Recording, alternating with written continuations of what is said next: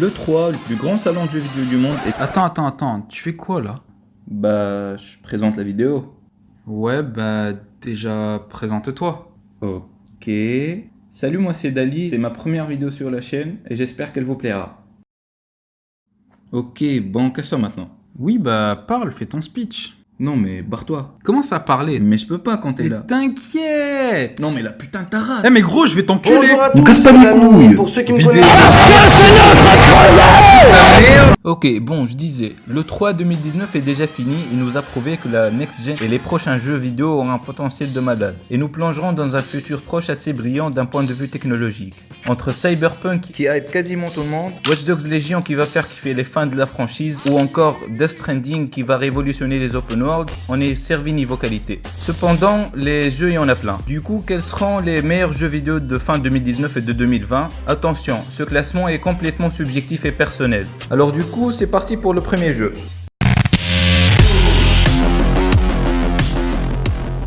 Cyberpunk 2077 est un jeu d'action RPG développé par CD Projekt Red, fondé sur un mode solo dans un open world. Il présente un monde futuriste, dystopique, dans lequel la technologie prend une part importante dans une société humaine devenue de plus en plus violente. On y incarne un personnage principal, femme ou homme, que l'on peut personnaliser complètement, évoluant dans la ville de Night City en Californie. On donne donc une identité à notre personnage, son passé, ses skills, et le monde qui nous entoure changera en fonction de nous. Par exemple, les dialogues seront différents selon les personnages que l'on crée. Ainsi, dans cette histoire, on fait partie de la force spéciale MaxTac, dont on parlera plus en détail un peu plus tard. L'histoire de ce jeu est donc assez intéressante et atypique. En effet, on nous explique qu'on sera plongé dans un monde où règne inégalité économique et violence. Lorsque de très grandes entreprises ont pris le dessus sur les gouvernements et imposent leurs propres lois, le reste de la population y est complètement soumise et est très influencée par les nouvelles technologies. Un monde fortement marqué par le transhumanisme que les différents acteurs du jeu voudront acquérir pour devenir plus puissants. Ainsi, des menaces se forment dues à ces progrès technologiques. Par exemple, notre personnage devra faire face à des drogués qu'on appelle les psychos. Ces derniers sont contrôlés par des implants qu'on appelle les brain dances, des enregistrements qui permettent de revivre les souvenirs d'une autre personne. Toutefois, ces implants peuvent entraîner une dépendance chez certains individus qui peuvent devenir très agressifs. Notre objectif est donc entre autres de les neutraliser grâce à notre team et de mettre fin à cette société complètement dégénérée. On peut d'ailleurs même agir sur le cyberespace pour avoir plus d'infos sur nos ennemis. Alors du coup, le jeu présente un scénario et un gros atout pour plaire à beaucoup de monde, surtout quant à Keanu Reeves dans l'histoire. Mais bon, rendez-vous en avril 2020 après 8 ans de développement pour voir ce que ça va donner.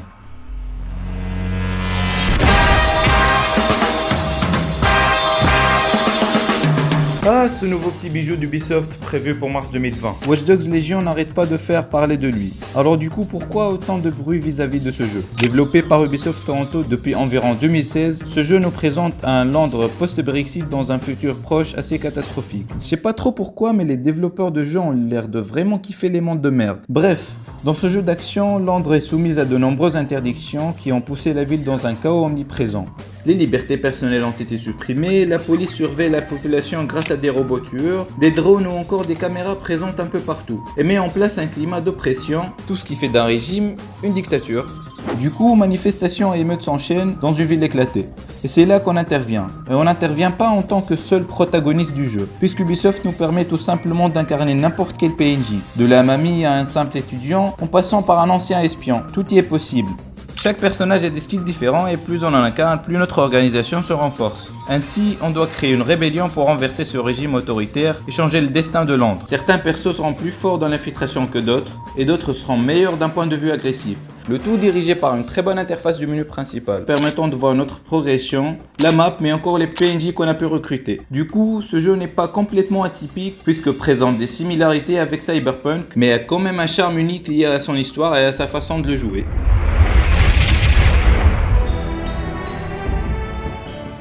Le décor, le Japon féodal. L'époque, 1274, et le sujet, l'invasion mongole au Japon.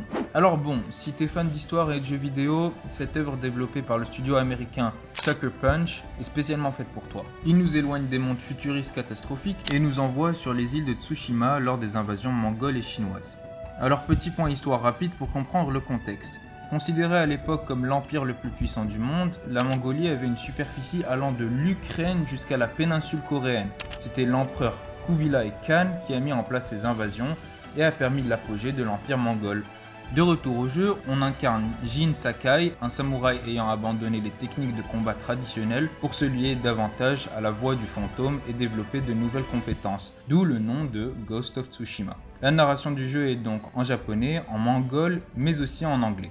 Ainsi, alors que les Mongols et Chinois ravagent l'île, une sorte de confrérie des samouraïs décide de réunir leurs forces pour se débarrasser de cet ennemi. Et cela est bel et bien un fait historique, puisqu'à l'époque, c'était une centaine de samouraïs qui ont décidé de renverser les Mongols, qui eux étaient pourtant beaucoup plus nombreux. Et en parlant de combat, on pourra aussi se battre dans le jeu grâce à différents types d'armes tels que le katana, l'arc, la lance et le bouclier de façon très technique et réaliste. Et quand je dis réaliste, ça veut dire que t'as pas besoin de donner 1000 coups de sabre à ton ennemi pour le tuer, comme ce que fait plusieurs types de jeux, Assassin's Creed.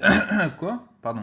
On peut aussi choisir l'infiltration, notamment grâce à un grappin qui nous sera utile pour s'infiltrer dans certains bâtiments. Et bien sûr, d'autres compétences seront à débloquer au fur et à mesure. Du coup, on fait face à un open world extrêmement grand, magnifique et tellement varié que ça nous donne juste envie de se perdre dans un Japon médiéval marqué par des paysages uniques. C'est d'ailleurs tout ce qu'a voulu la direction artistique du jeu. Les graphismes sont fous, les moindres détails sont pris en compte, comme par exemple le vent qui balaye les feuilles, le sang des ennemis qui gicle avec un réalisme surprenant. Bref, tout pour faire jouir nos pupilles. Et d'ailleurs, bonne nouvelle pour les amateurs de photographie car on bénéficiera d'un mode photo. Pour créer ce jeu, les studios se sont donc inspirés de mangas, mais sont aussi allés de nombreuses fois sur l'île de Tsushima pour avoir une meilleure idée de leur cadre spatial. Alors, du coup, on peut estimer que l'expérience de jeu ne peut être que très bonne face à un réalisme de cette ampleur.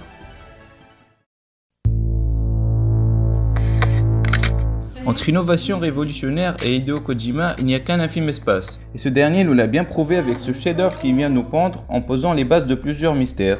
Death Stranding, ce nouveau jeu PS4 qui mêle complexité, philosophie et nouveauté. Nouveauté et philosophie puisque Kojima nous apporte un tout nouveau système de gaming et complexité puisque beaucoup d'éléments du jeu restent obscurs. En effet, Death Stranding est un jeu d'un genre totalement nouveau appelé Strand, dans lequel le joueur doit reconnecter des villes isolées et une société dispersée. Le jeu est donc conçu de sorte que tous ces éléments soient connectés entre eux par le thème du lien. En effet, Kojima nous dit: en incarnant Sam Porter, vous essayerez de combler les fossés qui fragmentent la société, et ce faisant, de créer des liens avec d'autres joueurs du monde entier. J'espère que vous comprendrez l'importance de nouer des liens avec les autres. Ainsi que, comment allez-vous utiliser la corde et le bâton pour lier les gens du monde entier? Car oui, on nous parle de corde et de bâton. Le bâton pour se défendre contre ce qui est mauvais et la corde pour garder près de soi ce qui est bon. On comprend donc tout de suite que ce jeu n'est pas ordinaire et qu'il y a un réel message à travers ce dernier. Toutefois, on sait bien que Kojima souhaite toujours donner un sens mystérieux à ses jeux afin que les joueurs soient obligés d'avoir leurs propres interprétations des faits. Je vous ai dit que ce gars est un putain de philosophe. Du coup, beaucoup d'éléments du jeu sont encore flous mais certains restent assez clairs. Par exemple, le titre du jeu fait référence à une chose venue d'ailleurs qui s'est échouée sur la Terre. Cette activité serait liée à l'existence d'une dimension parallèle où évoluent des entités invisibles aux vivants. Après cet événement, les liens qui attachent les humains vont petit à petit disparaître. L'histoire mêle donc réel et fantastique et tourne autour de l'opposition entre la vie et la mort. Cela donnerait une idée sur ce bébé, apparu dans chacune des vidéos et considéré comme un moyen de survie, car il semble alimenter un radar capable de détecter ces entités. Un autre point très important, c'est cette idée de connexion entre les individus qui laisse penser qu'il y aura bel et bien du multi dans le jeu, mais on ne sait pas encore sous quelle forme. Par ailleurs, niveau graphisme, le jeu bénéficiera d'une compatibilité 4K, donc on s'attend à voir des images plus que belles. Et au-delà de tout ça, Death Stranding reste très flou puisque Kojima Productions et Sony ont voulu jouer là-dessus dans leur campagne de communication pour hyper encore plus les gens. Du coup, Hideo Kojima nous donne plus l'impression qu'il a développé quelque chose de beaucoup plus puissant qu'un simple jeu vidéo. Une manière de voir les choses, une manière de reconstruire les liens qui unissent une société. En définitive, qu'est-ce qu'on en pense de cette E3 2019 ?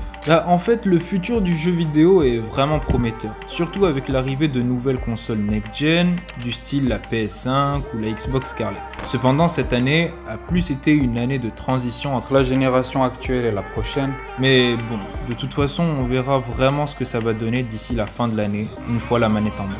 Au-delà de tout ça, n'oubliez pas de vous abonner et de liker la vidéo si elle vous a plu. N'hésitez surtout pas à me dire en commentaire les jeux que vous attendez le plus. Et puis, c'est tout.